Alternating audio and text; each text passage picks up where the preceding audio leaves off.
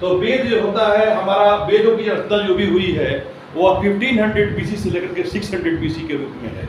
तो 1500 बीसी से लेकर के 600 बीसी मतलब वैदिक पीरियड, अर्ली वैदिक पीरियड और लेटर वैदिक पीरियड। तो अर्ली वैदिक पीरियड में जो आपका टेक्स्ट है वो ऋग्वेद है। ऋग्वेद का टाइम है 1500 बीसी से लेकर के 1000 बीसी के बीच में। और जो लेटर वैदिक पीरियड है उसमें 3 वेद आए हुए हैं, लेकिन आपका इंपॉर्टेंट है आज के डे में कि अथर्ववेद, ये इंपॉर्टेंट है। वेद का मतलब होता है, ये वीर धातु से आया हुआ है, इसका अर्थ होता है टू नो।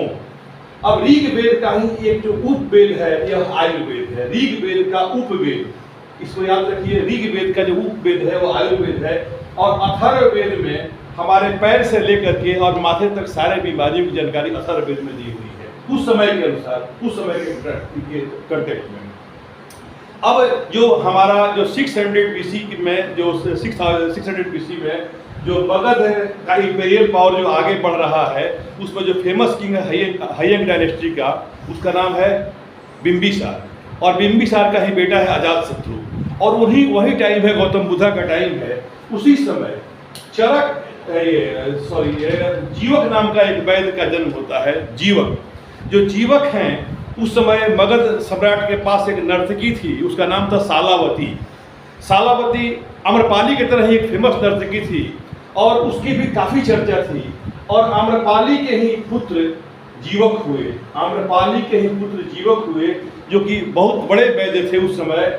और अविवाहित रूप में ही आम्रपाली ने जीवक को जन्म दी थी, उस समय वो नर्तकी थी।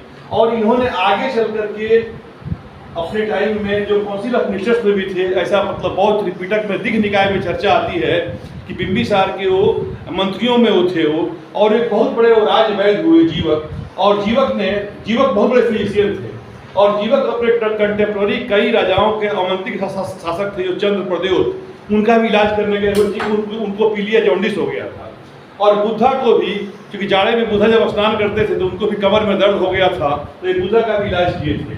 तो उस समय के फेमस वैद्य के रूप में, जो कि हायंग डायनेस्टी के टाइम में है, जो कि अजातशत्रु और बिंबिसार के टाइम में है, तो वहाँ पर चर्चा आती है जीवक की। आगे देखिएगा कि 2 वैद्य हैं, एक का नाम है चरक और दूसरे का नाम है सुश्रुत। तो सुश्रुत जो है वो सर्जन है और चरक जो है ये फिजिशियन है। तो ये फिजिशियन और सर्जन के रूप में 2 का नाम आता है। और सुश्रुत संहिता भी एक काफी चर्चित बुक है। और उन समय उन्होंने प्लास्टिक सर्जरी का इलाज कर लिया था, प्लास्टिक सर्जरी से वो अवगत थे। आगे चूंकि सारे लोग आयुर्वेद की चर्चा में सारे लोग का नाम आता है, लेकिन आयुर्वेद में शुरू में मुख्य रूप से जो प्लांट प्रोडक्ट है, मतलब प्लांट के लीफ हो गए, प्लांट के आपके स्टेम हो गए, प्लांट का बार्क हुआ या प्लांट का रूट हुआ, तो इसके द्वारा इसको मिला करके लोग इलाज करते थे। लेकिन आगे चल करके नागार्जुन ने रस चिकित्सा को दिया, ये पोस्ट गुप्ता पीरियड में नागार्जुन जी ने रस चिकित्सा को दिया। और जो आज जो आप ये देखते हैं कि लौह भस्म, स्वर्ण भस्म या शंख भस्म या जो भी भस्म संबंधी जो भी चीज़ें हैं, मोती का भस्म या मुक्ता पिष्टि, मोती पिष्टि जो भी है, तो ये सब नागार्जुन का योगदान है। क्योंकि जहाँ कास्ट औषधि, मतलब जो वुड का जो मेडिसिन होता है, वुडन जो भी चीज़ होते हैं, वुडन प्रोडक्ट जिसको कि मिक्स करके या उसमें जो भी ड्रग्स बनाए जाते हैं, तो थोड़ा देर से काम करता है। लेकिन जो नागार्जुन ने रस चिकित्सा दिया, इससे आयुर्वेद का इलाज और क्विक इफेक्ट होने लगा। आगे चल करके बागभट्ट का नाम आता है। तो बागभट्ट ने बुक लिखा अष्टांग हृदयम। और अष्टांग हृदयम आदमी देखिएगा कि काफ़ी चर्चित ये है। इसमें कफ पीत बात पर 3 ही चीज होते थे, कफ पीत बात, और इसी का बैलेंस बिगड़ शरीर में भी बीमारियां होती थी। तो इस पर इन सारे लोगों ने कफ पित्त और बात 3 को लेकर के ही सारी बीमारियों का चर्चा किया हुआ है। बल्कि मनुष्य ही नहीं, बल्कि उस समय क्योंकि साम्राज्य आगे की ओर बढ़ रहा था, तो हमारे सेना में हाथी और घोड़े की आवश्यकता पड़ती थी। तो हाथी के भी प्रॉपर इलाज के लिए गुप्ता पीरियड में देखिएगा कि हस्ती आयुर्वेद, हाथी के इलाज के लिए पालकाप्य के द्वारा बुक लिखी गई है। हाथी के इलाज के लिए पालकाप्य की बुक लिखी गई है।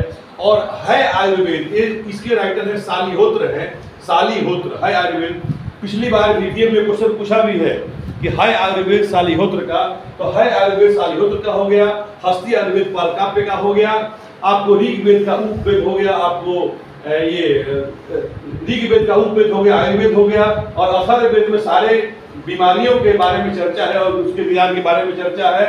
इसके अलावा चरक जो कि गौतम बुद्ध के कंटेम्पोररी थे, बिंबिसार के कंटेम्पोररी थे, इनकी चर्चा आती है। सुश्रुत का एक प्लास्टिक सर्जन के रूप में चर्चा आती है, चरक फिजिशियन के रूप में चर्चा आती है, नागार्जुन रस चिकित्सा की जानकारी मिलती है, और बाघवट अष्टांग हृदय लिखा गया इसकी जानकारी मिलती है।